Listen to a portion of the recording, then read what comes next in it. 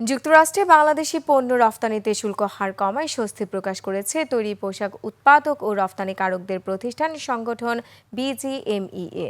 মার্কিন শুল্ক কমিয়ে আনায় অন্তর্বর্তী সরকারের কাছে কৃতজ্ঞতা প্রকাশ করেছে সংগঠনটি। রাজধানীতে বিজিএমইএ কার্যালয়ে সংবাদ সম্মেলনে সংগঠনটির সভাপতি মাহমুদ হাসান খান বলেন, মার্কিন বাজারে শুল্ক কমায় পোশাক খাত বড় বিপর্যয় থেকে রক্ষা পেয়েছে।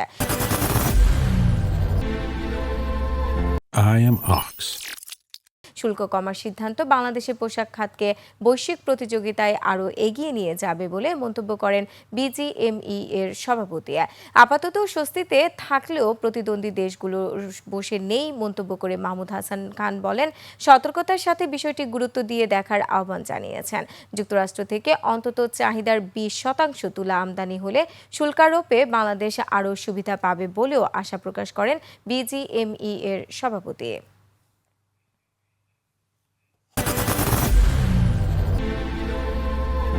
I am Ox.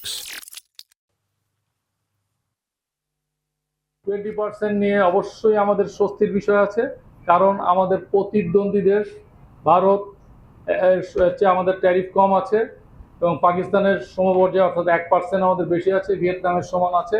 তো আমাদের প্রধান প্রতিদ্বন্দ্বীদের তুলনায় আমাদের ট্যারিফ সহনীয় পর্যায়ে আছে বলে আমরা আপাতত স্বস্তি প্রকাশ করছি।